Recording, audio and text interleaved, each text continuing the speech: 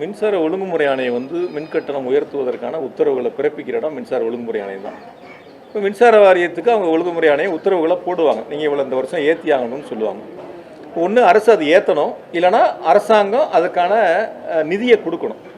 நாங்கள் இந்த வருஷம் ஏற்றலை, அந்த ஏற்றக்கூடிய சுமைகளை அரசாங்கம் மின்சார வாரியத்துக்கு ஏற்றுக்கிட்டு நாங்கள் நிதிகளை கொடுத்துறோன்னு சொல்லணும். இதுதான் வழக்கமான நடைமுறை. இவங்க வந்து ஏற்றலைன்னு சொல்லியிருக்காரு. இப்போ அதுக்கான நிதிகளை தமிழ்நாடு அரசுகிட்டிருந்து முதலமைச்சர்கிட்டருந்து இந்த மின்துறை அமைச்சர் கேட்டு பெறுவாரான்னு பார்ப்போம். அதாவது மாதாந்திர கணக்கீடு என்பது ஸ்மார்ட் மீட்டர் போடுவதற்கான பணிகளை நாங்கள் முன்னெடுத்தோம். போன திராவிட மாடல் ஆட்சியில் டெண்டரெல்லாம் கோட் பண்ணி ப்ரைஸ் பிட்லாம் ஓப்பன் பண்ணல. டெண்டர் முடிஞ்சிருச்சு. அதுக்குள்ளே தேர்தல் தேதி அறிவிச்சிட்டாங்க. டெண்டர் ஓப்பன் பண்ணாமல் இருக்குது. இந்த அரசாங்கம் வந்து அதுக்கு இப்போ சில சாக்கு போக்கெல்லாம் சொல்கிறாங்க, 30,000 கோடி தேவைப்படுது அப்படின்ட்டு. சார், நீங்கள் ஒரு வளர்ச்சி வேணும்ல. எந்த ஒரு வேலையுமே நீங்கள் ஐஃபோன் 16 வாங்கினா அடுத்து 17 வரும், வரதானே செய்யும்.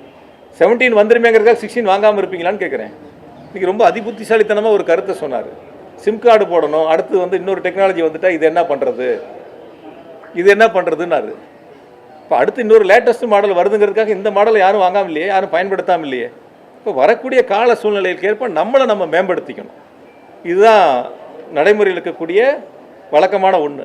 அதனால் அவங்க ஒன்றும் ஸ்மார்ட் மீட்டர் போடுறேன்னு சொல்லணும், இல்லை போடலைன்னு சொல்லணும்.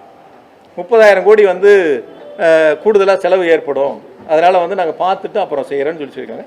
நாங்கள் உத்தேசித்து, எங்களுடைய திராவிட மாடல் அரசு உத்தேசித்து ஸ்மார்ட் மீட்டர் போட்டது பிறகு மாதாந்திர கணக்கீட்டுக்கான அந்த பணிகளை செய்வதற்கு நாங்கள் தயாராக இருந்தோம். இந்த அரசு அதை எப்படி முன்னெடுக்கிறாங்கிறத பார்ப்போம்.